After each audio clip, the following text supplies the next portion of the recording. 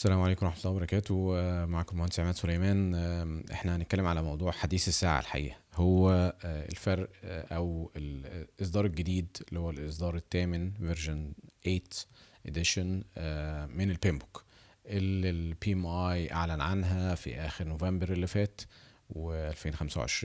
وتقدر تاخد تداونلود سوفت كوبي بتاعك لو ما عندك فاليد ممبرشيب مع البي ام اي. لكن هتبقى الهارد كوبي اعتقد امازون هيبقى في جانيوري، تقدر تاوردر الهارد كوبي بتاعك. وهيبقى الاكزام هيتغير من جولاي زي ما عملنا في فيديو قبل كده، من جولاي 2026 هيبقى على الاكزام الجديد، على الفيرجن الجديد، على اصدار الثامن او فيرجن 8 اديشن من البيمبوك. فطبعا حديث الساعة زي ما احنا قلنا قبل كده في فيديو تاني، ان احنا لو انت جاهز وخدت كورس على فيرجن 7 قدامك 6-7 شهور على الاكزام القديم، مش محتاج تتعلم حاجة من الجديد وعلى الاصدار السابع. لكن لو انت لسه ما نويتش، لسه ما دخلتش كورس ومش جاهز قوي، ومش هتعرف تاخد اجازات دلوقتي او مش هتعرف تذاكر كويس ومحتاج شهرين 3-4، فخلاص يبقى انت ممكن تنتظر لغاية تاخد الكورس الجديد اللي هيبتدي يظهر ليه كورسات اكيد الفترة اللي جاية. بس طبعا ال world class books والويل نون publishers والناس دي كلها ممكن يبقى يتأخر شوية لغاية ما الاكزام يظهر، يطلع احسن فيرجن عنده عشان يبقى فيها questions حقيقية من الناس دخلت فيها الاكزام الجديد وطلعت تحكي بقى سيناريوز، تاخد فيدباك من هنا ومن هنا. كل ده طبعا مهم جدا ان احنا نراعي فيه ادخل ولا ما ادخلش. لكن احنا دلوقتي في الفيديو بتاعنا هنتكلم على النهارده هنتكلم على حديث الساعة، الفرق بين الاصدار الثامن والاصدار السابع 8 اديشن والفيفث السيفنث اديشنز. فلو احنا زي ما احنا هنبدأ كده بنتكلم على وهنحتاجها في البرنسبلز الهوليستيك فيو، يعني تبص من فوق كده هو ايه الفروقات القوية بين الاصدار السادس والسابع والثامن. فكان السادس كان 49 بروسيس استمتعنا كلنا بيها ل4-5 سنين، و 10 knowledge areas.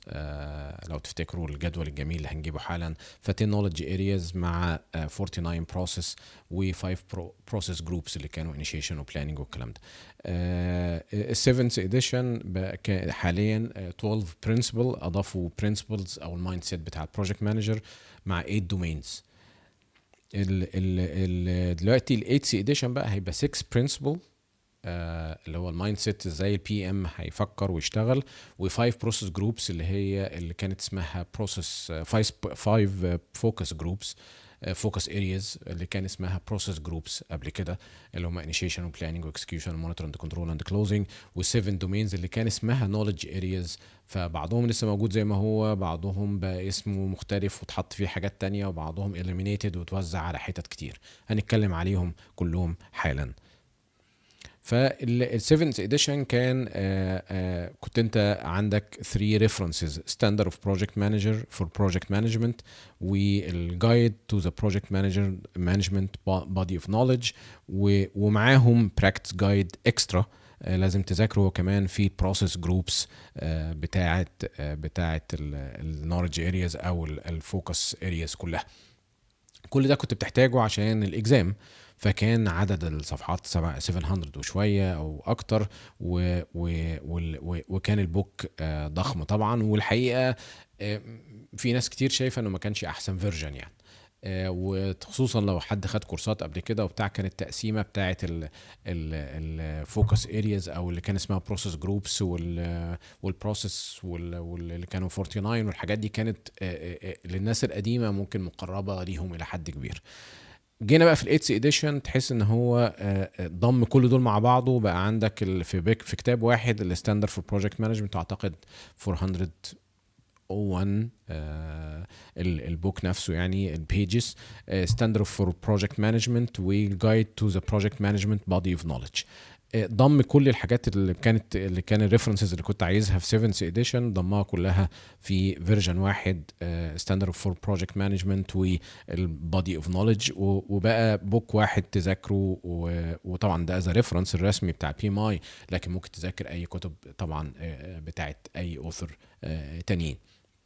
وهنكمل في الفروقات الواضحة. فبقى عندك 40 بروسيس متقسمين كالآتي: في الانيشيشن بقى فيه 2، في البلاننج بقى فيه 19، في المونيتور اند كنترول بقى فيه 10، وفي الاكسكيوشن بقى فيه 8، وفي الكلوزنج او الاغلاق بتاع البروجكت بقى فيه 1 بروسيس.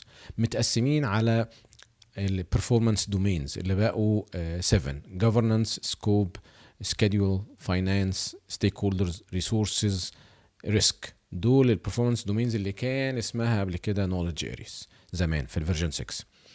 ومتوزع البروسيس دي، ال 40 بروسيس دي متوزعين على ال 5 focus areas اللي كان اسمها زمان process groups: initiation, planning, execution, monitor and control, closing. طبعا لو عملت كاونت هيطلع زي الكاونت اللي احنا حاطينه على الليفت سايد، 2 في الانيشيشن و 19 في البلاننج، وهكذا زي ما احنا كاتبين حالا. من الحاجات اللي اول من الفيرست جلانس كده هتبتدي تستغرب لها وتسال عنها، هو راحت فين البروكيورمنت وراح فين الكواليتي. فالكواليتي اتوزعت لان واحده من البرنسبلز ان انت تو انشور او تو امباور الكواليتي وتبقى موجوده في كل حاجه بتعملها، فتوزعت على كل الارياز. لكن البروكيورمنت كانت في 6 اديشن و7 اديشن موجوده نوليدج اريا في 6 اديشن، بقت دومين في 7 اديشن، وموجوده في الريسورس اكوزيشن، وموجوده في الكونتراكت بادجت اند بيمنتس. لكن في ال8 اديشن اتشالت خالص من الديتيلد كونتراكتنج، اتشال واتحط في ابندكس 4، ده الديتيلد كونتراكتنج. وبقى في جزء في ريسورس بيرفورمانس دومين الواحد من ال7 دومينز، وفي جزء من البروكيورمنت تحت الفاينانس بيرفورمانس دومين اللي هو واحد برضو من ال7 دومينز او 7 بيرفورمانس دومينز. فدي توزيعه البروكيورمنت، دي توزيعه الكواليتي، عشان تبقى عارف لما تبص كده ايه ده هم راحوا فين. لا هم ما راحوش هم بس اتوزعوا. وده حصل كتير. انا زي ما قلت قبل كده انا كنت كونتنت كونتريبيوتور في فيرجن 6، فاشتغلت مع البي ماي بنفسي. ف يعني في ما بيقدرش يخض الناس بتغييرات رهيبه من فيرجن للتاني، عشان لان ده البيست براكتس. فعشان الريفرنس بتاع العالم ما صحيح هو كل 4-5 سنين بيتغير، بس يعني ما يبقاش فيه ميجور تشينجز لدرجه ان هو ما يقدرش يخفي موضوع الكونتراكتنج والكواليتي، هو بس وزعها جوه السكشنز التانية. النيو برضه هوليستيك فيو كده للبيمبوك 8 اديشن. الاستراكشر بقى افضل، ستريم لايند ستراكشر ومختلف.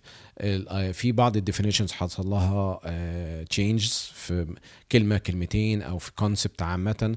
وفي 6 برنسبلز ريفايند برنسبلز، وفي 5 فوكس جروب ارياز، وفي 7 performance domain، والارقام دي طبعا اتغيرت عن فيرجن 7.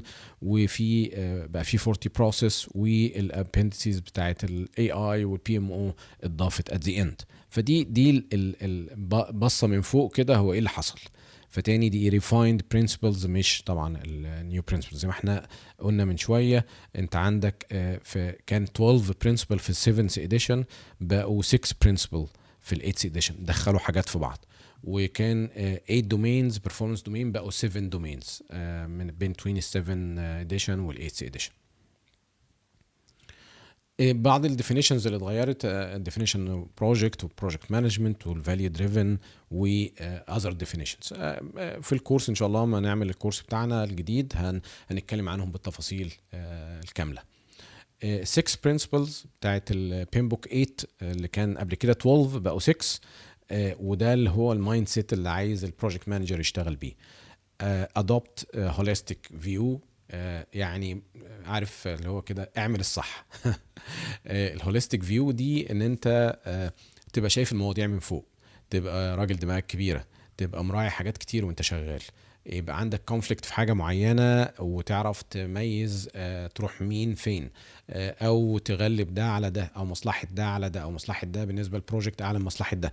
الهوليستيك فيو بتبقى مخليك شايف الامور من فوق، ما تغرقش في التفاصيل وتبقى سايب الدنيا تبقى dragging your feet كده في حته ممكن تضيع منك البروجكت، تعمل schedule slippage، تعمل السكوب كريب، تعمل اوت كنترول، او تعمل بادجت اوفر ران، ايا كان. دايما فوكس على الفاليو مش على الاوتبوت، مش اللي هو بص احنا مكتوب لنا هنطلع 1 2 3 4 هو كده ده اللي هيطلع وماليش دعوه. لا لا لا لا لا، انت لازم تشوف الفاليو بتاعت البيزنس فاليو اللي هتطلع ايه. دايما خليك مركز على حكايه الفاليو، تبقى فاليو دريفن. ده مينلي البين بوك المره دي بيتكلم عنها طول الوقت. وطبعا هنخش في تفاصيلهم في الكورس ان شاء الله، احنا بس ندي هايلايتس كده.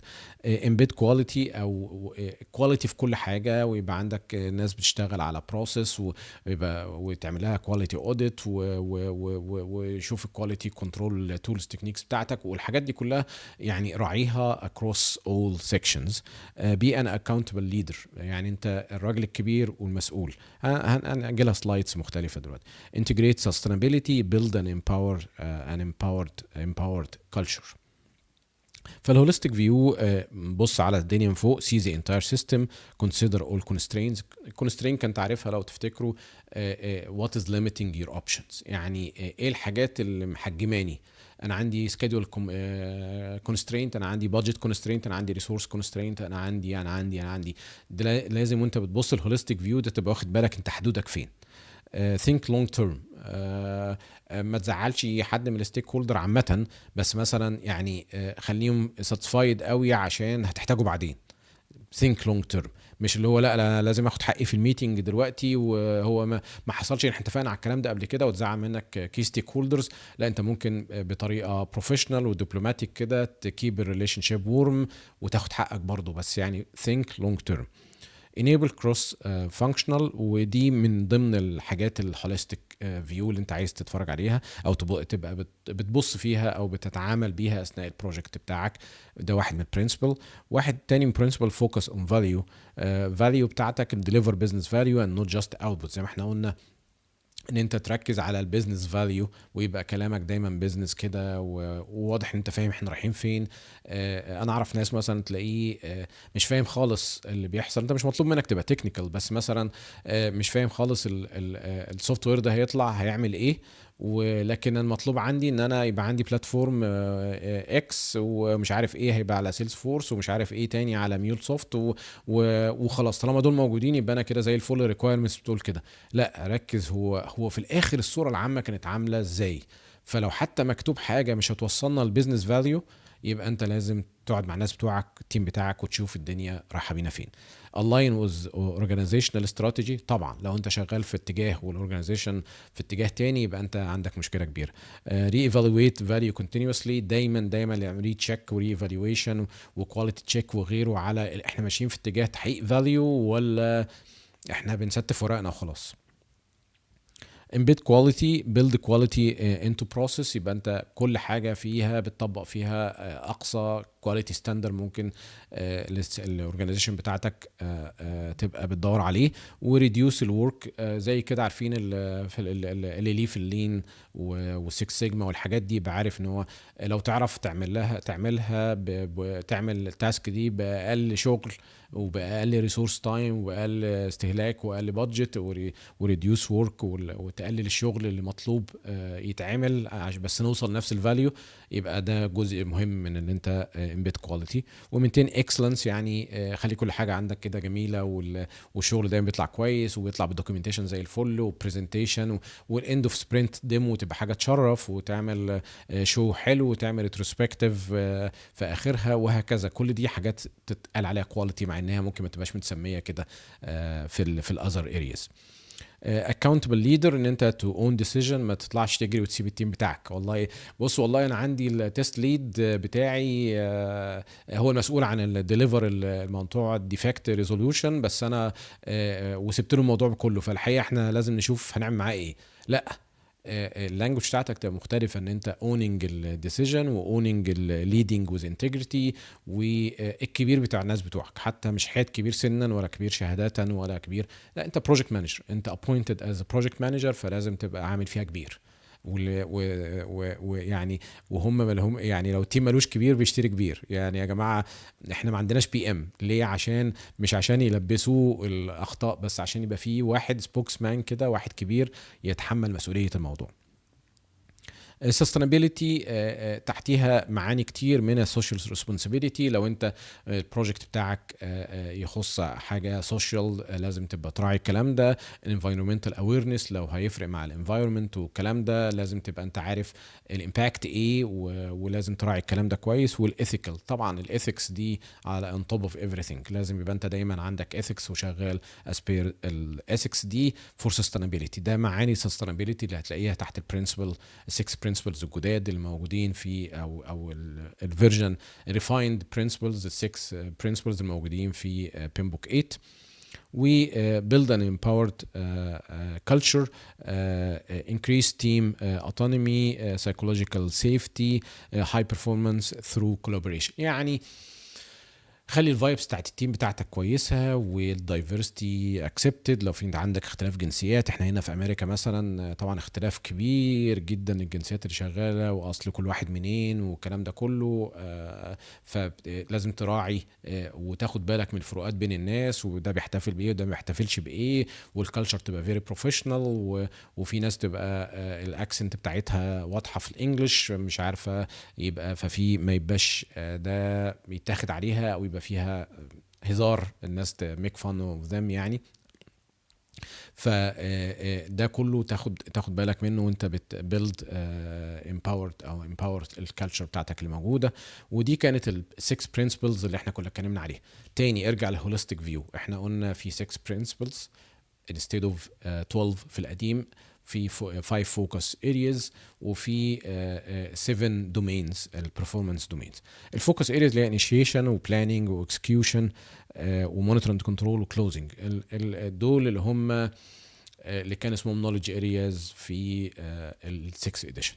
الانيشيشن بتديفاين فيها الفيجن وتعمل ممكن البيزنس بلان بتاعتك، وده الكيك اوف او الطلعه الاولانيه بتاعت ان احنا هنطلع بالبروجكت ولا ما نطلعش بالبروجكت، والتفاصيل اللي زي كده، واللي هو يعني هنقوم بالبروجكت جاهزين، نقوم بالبروجكت، الفيزابيليتي واضحه، الفيجن واضحه، وايدنتيفاي الكي ستيك هولدرز، اللعيبه الاساسيين عندك في البروجكت من كل جانب. فده اللي بتعمله في الانيشيشن. والبلاننج حبيبنا طبعا اللي هو سيد الموقف كله، الديفاين سكوب، ان انت بتشوف السكوب بتاعك ومن قبليه الريكويرمنتس طبعا، وتسيت السكيدول وتعمل البلاننج بتاع السكيدول، وتعمل الديفلوبمنت ابروتش، هتعمل ايه التولز تكنيكس اللي هتستعملها في الديفلوبمنت بتاعتك، وهتعمل بادجت ازاي، وهكذا. الاكسكيوشن نفذ بقى الكلام ده، عندك بلان للسكادول، عندك بيس لاين للسكادول، عندك بيس لاين للسكادول للسكوب، عندك كل الحاجات دي. يلا نبيلد بقى ديليفربلز، يلا نديليفر حاجه، يلا ننتج، يلا نعمل الكود، يلا نعمل الكونكريت بتاعتنا، يلا نعمل الاريا زيرو بتاعت الراوترز الاول، يلا نعمل الباك بون سويتشز نخلصها الاول. وكمان بتمانج فيها التيمز والكوميونيكيشن، وتنشور الكواليتي بيرفورمانس متطبقه، ده اثناء الاكسكيوشن. مونيتور اند كنترول بتراقب بقى على كل حاجه، تراك البرفورمانس فيرسز البيس لاينز اللي عندك، انا دريفتنج بره البيس لاين وبره بلان، ولا الدنيا ماشيه معايا كويس. مانج تشينجز، ان انت مانجنج التشينجز اللي عندك، وتدخل بقى سي سي بي وتذاكر التشينج ده، تو ابروف اور تو ريجكت. وكنترول ريسكس، ان انت مونيتور اند كنترول ريسكس بتاعتك بعد ما عملت لها بلاننج، بعد ما عملت بلاننج للريسبونس بتاعتها، فتمونيتور بقى الموضوع ماشي رايح بيك فين. الكلوزنج فيريفاي اوبتين واركايف. فيريفاي الاوتكمز عشان هو اللي طلع ده مطابق للمواصفات، مطابق للاكسبتنس كرايتيريا، اوبتين اكسبتنس، وتشوف الناس اكسبتنج ولا لا. واركايف النولج، ان انت تبقى عندك اركايفنج سيستم. في ناس بتحط كل حاجتها على مثلا سيلز فورس، اي ال ام اوكتين بالنسبه لليوزر ستوريز والديفكتس والكلام ده كله. الشير بوينت بتاع مايكروسوفت شير بوينت سيد الموقف، في ناس بتعمل الكلام ده تشانلز وفولدرز على تيمز، بس الباك اند بتاعه هو شير بوينت برضه. ايا كان لازم تو اركايف النولج بتاعتك. السيفن performance domains governance اللي كانت زمان قريبه جدا من زمان، اللي كانت انتجريشن او الانتجريشن، انتجريشن بالنطق الامريكاني وسكوب وسكيدول وفاينانس اللي كانت بادجت زمان في فيرجن 6 او كوست، كانت كوست بقت فاينانس، وستيك هولدرز حبايبنا، وريسورسز تشمل فيها جزء بروكيورمنت زي ما احنا قلنا، والريسك. الجفرنس اوفرسايت ودايركشن، يعني الجفرنس عارف الحوكمه، فانت باصص للمواضيع من فوق ومراقب الدنيا كويس، وديسيجن هيراركي، يبقى عندك سينيورز وعندك تيم ليدرز وعندك تكنيكال مانجر، عندك الناس اللي بتمانج الدنيا عندك تحت، والسكسس ماتريكس ان زي كي بي ايز كده، واحنا حققنا المطلوب ولا ما حققناش، نعدي ولا ما نعديش في فيز جيت او جيت اكزيتس، اللي هو عملنا المايلستون ولا ما عملناش، خدت ساين اوف من الناس ولا ما خدتش. ده جزء انت لازم تو انفورس الجفرنس عشان تطمن الدنيا ماشيه صح. الدومين اللي اسمه سكوب، في طبعا ريكويرمنتس، وفي الديليفربلز بتاعتك ايه اللي محتاج يطلع في الاخر، وزي ما قلنا قبل كده للناس اللي حضروا معايا كورسات في كل حته في الدنيا او في الكورس الجديد، الفرق بين الريكويرمنت والسكوب هو ريكويرمنتس هو زي ما تقول كده، وانا البروجكت بتاعي ده نفسي يطلع بيه، نفسي اعمل البيت بتاعي احسن بيت في الزيب كود او في المنطقه دي باحسن الوان، كلام يعني ممكن ما يبقى في جزء منه محتاج specifics، يبقى متفصل شوية. تيجي انت في السكوب تقول انا هعمله لك بطريقة 1 2 3 4 5، يلا نساين اوف على الكلام ده، كله سايند تمام اتفقنا، يبقى دي هطلع الديليفرابل از بير السكوب اللي مكتوب او اللي ممضي بيننا وبين بعض. وطبعا يبقى في تشينج كنترول عشان ما يحصلش سكوب كريب او يطلع الدنيا اوت اوف كنترول. السكيدول هو السيكونس اكتيفيتيز، الاكسرسايز الرائع الجميل اللي انا بحبه، اللي فيه بتطلع كريتيكال باث وتحسب النتورك دايجرام بتاعك، ومنه الكريتيكال باث اللي هو اطول باث في الباث اللي عندي كلهم، وتطلع بقى الفلوت التوتال فلوت والحاجات دي كلها، واستيميت ديوريشن، ومينتين ديليفري كيدنس بتاعك، ده كله تحت دومين اللي اسمه سكيدول. والفاينانس اللي هو كان اسمه كوست قبل كده في فيرجن 6، estimate cost manage budget وفاينانشال governance. وريسورسز تيم مانجمنت، وازاي بقى تقوم التيم بتاعك وتبيلد التيم بتاعك، والماتيريال الفور ام بتاعت الماتيريال، فاكرين مان باور ماتيريال ماني ماشينري، سواء بنتكلم بقى على الحاجات الفيزيكال ماتيريال وريسورسز، والكومبيتنسي ديفلوبمنت، ازاي تطور من مهارات التيم بتاعك عشان يفضل اب تو سبيد ويقدر يشيلك في البروجكت، لان انت طبعا شيء مهم جدا، ده ايديك ورجليك، التيم ده ايديك ورجليك. وطبعا الحقيقه وقفه صغيره كده تاني، ودايما بهايلايت النقطه دي، شاطر انت او في كل حاجه، سكادول وكوست وجفرنانس وفاينانس وريسك، لكن ما بتعرفش تهندل الكي ستيك هولدرز، ولا عارف تمشي التيم بتاعك، فانت فشلت فشل ذريع، وعمر ما البروجكت هينجح. تاني، اهم تو سكيلز في نظري ان انت هاو تو مانج التيم بتاعك، وهاو تو كيب الاستراكشر بتاعه مظبوط وهيلثي، وفي نفس الوقت ان انت هاو تو مانج الستيك هولدرز بتوعك، لانه انت هتحتاجهم في وقت الزنقه وفي وقت غير الزنقه الحقيقه. من غير ما تبقى علاقتك طيبه بالستيك هولدرز محدش هيعدي لك غلطه، وما احناش طالبين هنا يعملوا اكسبشنز، بس انا اقصد مش هتبقى عارف تتكلم مع الناس، عشان اي بروجكت بيبقى مليان مشاكل، فمحتاج الستيك هولدرز يبقوا متفاهمين ودماغهم قريبه من دماغك وبيسمعوا الكلام وكويسين، او ان انت يعني متفاهمين معاك يعني.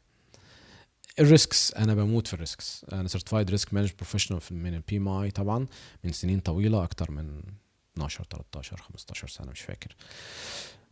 identify stakeholders. ايه هي risks سوري identify risks, analyze, prioritize risks و create responses. create responses بقى فاكرين او اللي خد الكورس قبل كده او اللي بيبتدى يذاكر منها بقى ان انت الميتيجيشن والترانسفير والاكسبتنس والترانسفير بتاعت الريسكس والافويدنس، كل الحاجات الرائعه التحفه بتاعت مجال الريسكس اللي هو مجال ابليكابل حتى على حياتك البيرسونال. تيلورينج بقى في بين بوك 8 بقى تيلورينج، يعني دايما بيقول لك ويأكد عليك ان انت تيلر الستاندرد بيزد اون اورجانيزيشن، لان الستاندرد ده عامل زي الكونستيتيوشن، عامل زي الدستور.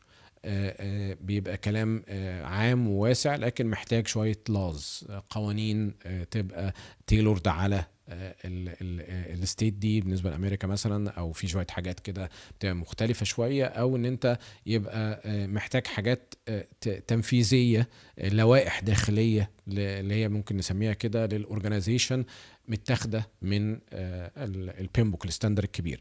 مفيش حاجه، مفيش وان سايز فيتس اول، مفيش حاجه اسمها كده. انت عندك خطوط عامه، شوف اللي يناسب الاورجنايزيشن بتاعتك. لو ما عندكش بي ام او enforcing certain procedure او methodology للبي ام او. لو شفت كتير اورجنايزيشنز هنا في امريكا او في حتى في يوروب، وطبعا في دولنا في اورجنايزيشن كتيره they have their own methodology للبروجكت مانجمنت، المبنيه طبعا جزء كبير منها على البي ام اي، بس هم تailored على اللي الاورجنايزيشن بتعمله، خصوصا اسامي الديبارتمنتس، خصوصا الابروفلز، اللي تشينج كنترول سيستم، المايلستون، الدوكيومنتس. يعني مثلا في اورجنايزيشن تسمي الريكويرمنت دوكيمنت بي ار دي، بزنس ريكويرمنت دوكيمنت، ويبقى بي ار دي دي الثلاث حروف دي يعني بيتكلموا عنها كأنه بيتكلموا عن اسم واحد لازم كله يبقى عارفها. وفي تاني اورجنايزيشن تو ذا سيم دوكيمنت تسميه اف دي دي، فانكشنال بلا بلا بلا بلا ديزاين دوكيمنت، حاجه زي كده، جواه بزنس ريكويرمنتس وجواه سكوب. في بعض الاورجنايزيشن الكلام ده مش ثابت في كل حته. وفي تي دي دي تكنيكال ديزاين دوكيمنت، وفي اي سي دي انترفيس لا لا بلا بلا بلا، وهكذا.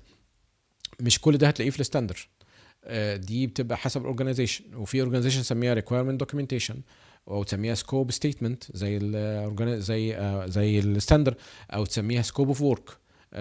في الماركت حاجات كتير، فلازم تتيلر الكونسبت بتاعت الستاندر على الاورجنايزيشن بتاعتك. عشان دايما كده بنقول مفيش ستاندر تمبلت، لكن في ستاندر كونسبت طبقه في المكان اللي انت شغال فيه.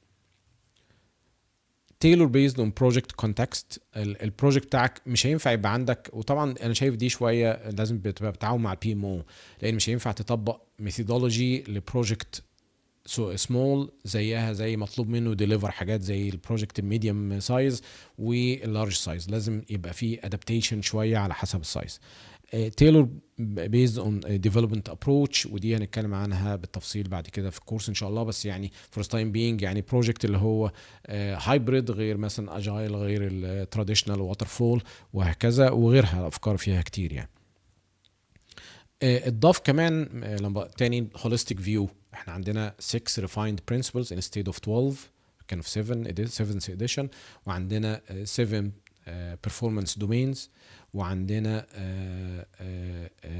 appendices اتضافت، وعندنا قلنا البرنسبل والبرفورمانس والفوكس 5 فوكس areas: initiation planning execution monitor and control. وعندنا الابندسيز اللي اتضافت، واحد منهم الحقيقه طبعا ما تقدرش يبقى احنا في العصر اللي هو كلنا بنقوم وننام ونصحى والبرامج كلها والدنيا كلها بتتكلم على الاي اي والتنافس في الاي اي، والبي ام اي مش بيحط ابندكس للاي اي. كمان خلي بالك الستاندر بيتغير كل مثلا 4 سنين افريج مور اور ليس يعني. فلو شوف هو حط الابندكس النهارده، انت متخيل كمان سنه الاي اي هيبقى عامل ازاي؟ يعني انا شايف ان هو كمان 4 سنين هيكون الدنيا كلها ايكوال اي اي بلس شويه حاجات صغيره، عارفين الافيه ده؟ فهو كان لازم يحط حاجه عن الاي اي. فهيتكلم طبعا على ان انت ازاي تستعمل اي اي الى حد طبعا كلام عام، اسيستنج الاي اي باسيستنج يو في البلاننج بتاعك، you have to. الاي اي شئنا ام ابينا في مشاكل كتيره، وفي حاجات هتحصل فيه مشاكل بسبب الاي اي، وابتدت تحصل اوريدي، لكن فوائده كتير برضه في نفس الوقت. زي ما حصل ظهر الراديو لاول مره، ظهر التلفزيون لاول مره، ظهرت السينما لاول مره. الطاق حوالين البروز والكونز، الحلو والوحش، موجود وهيفضل موجود في كل حاجه تجد في الدنيا. بس انت لازم في المجال بتاعك بروجكت مانجمنت وغيره لازم تكون عارف تستعمله ازاي وتطوعه ازاي وتستعمله صح البروجكت بتاعك. الريسك بريدكشن، ان الاي اي ممكن يساعدك في موضوع الريسك بريدكشن طبعا، من لان هو عنده ليرنينج مودلز اشتغل عليها، او اللي علموه عليها بالنسبه للبروجكت بتاعك. فممكن تقول له اديني الريسكس اللي احتمال تبقى موجوده في مثلا اكاديمي، educational institution، في الكلاس روم ايه الريسكس اللي ممكن تحصل. انا عملت اكسرسايز ده قبل كده مع شركه تريننج كبيره جدا، وعملنا اكسرسايز ده وطلعنا 31، افتكر كويس جدا، 31 ريسك احتمال تحصل جوه الكلاس روم. الاي اي بقى عنده كل النولج دي، عنده، هو اتعلم مننا ومن كل اللي سبقونا، حطوا له الليرنينج موديل واتعلم منه، وطالع بسم الله ما شاء الله يعني متخرج وزي الفل. فلازم يساعدك في الحاجات دي كلها.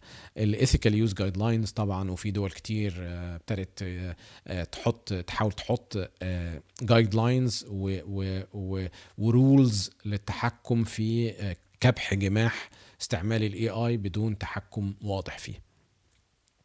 وكمان حطوا ابندكس، وطبعا بقى في شهادات كتيره في البي ام او طلعت في ابندكس للبي ام او. كان زمان في فيرجن 6 نص صفحه، زاد الكلام شويه عليه في فيرجن 7، ودلوقتي بقى في ابندكس كامل بيتكلم عن البي ام او فاليو، اهميته، والمودلز والتايبس والسبورتيف موديل وكوتشنج ودايركتيف، والسبورتنج موديل وكوتشنج ودايركتيف وغيرها، والماتيوريتي فريم ورك بي ام او، نعرف امتى ان هو ماتيور، وازاي نوصله ماتيوريتي ليفلز، وايه هي الليفلز بتاعته. كل دي حاجات الفيرجن الجديد الاصدار الثامن اتكلم عليها. وده يوصلنا ان احنا الفاينل تيكس او الفاينل تيك اويز بتاعتنا. البيم بوك ناس كتير تقول لك باك اون تراك، بخصوصا ان هو رجعنا للشكل اللي ناس كتير حبته، بتاع اللي كان منظم الى حد كبير، النولج ارياز او اللي اسمها بروسيس ارياز دلوقتي، الفوكس ارياز، الفايف فوكس ارياز، والبرفورمانس دومينز اللي هي كانت النولج ارياز. applying modern concepts وfocuses on values، مش بس output، مش كلمتين ومكتوبين، لا انت حققت ايه business value. وفيت fits today hybrid project، لما يبقى عندك الديليما الكبيره بقى بتاعت ان انت عندك بروجكت فيه ووتر فول مع اجايل ميثودولوجي، محتاج تطبق الاثنين فده مع بعض. فده طبعا البيم بوك الجديد بيكفر الكلام ده بطريقه اكبر بكتير. ونرجع تاني بسرعه لاول ما ابتدينا كلامنا، الهوليستيك فيو. شايفين كان من السكس برنسبل مايند سيت بتاع بروجكت مانجر، يبص باول واحده الهوليستيك فيو هنا، الهوليستيك فيو دي. فخلينا نبص تاني من فوق كده، هو ايه اللي اتغير؟ بقى عندي 6 principles، 5 focus areas، 7 domains، و 40 process. ده الكلام العام الكبير اللي انت لازم تبقى عارفه من النهاردة من باب الثقافة، لو انت سيرتيفايد ومش داخل الاكزام ولا حاجة، او من باب العلم بالشيء لو انت ناوي تدخل الاكزام الجديد لغاية ما تذاكر الكلام ده كويس جدا. اتمنى يكون ان احنا عملنا شورت فيديو مراجع التفاصيل بتاعه البيم بوك 8 الجديد فيه، لحد ما غطيناها معظمها. وطبعا ده يبقى تاني السؤال انت محتاج تعرفها كراجل سيرتيفايد من باب الابديتس والكلام ده. هتاخد كورس جديد عشان تاخد بي دي يوز، ممكن ناوي تخش الامتحان على الفيرجن الجديد، لما تدخل الامتحان بعد جولاي تدخل على الاصدار الثامن بتاع البيم بوك. يبقى انت محتاج تعرفها، لكن ده حاجه كده ايه تسلي نفسك فيها لغايه ما الكورس تطلع. وانا بجهز الكورس ان شاء الله للاصدار الثامن، وان شاء الله هعلن عنه. اتمنى تو لايك اند سبسكرايب في القناه بتاعتنا، وتشغل وتفعل النوتيفيكيشن كمان عشان يجي لك كل جديد في القناه. واتمنى يكون الموضوع كان مفيد، وشكرا جزيلا. كان معاكم مهندس عماد سليمان، السلام عليكم ورحمه الله وبركاته.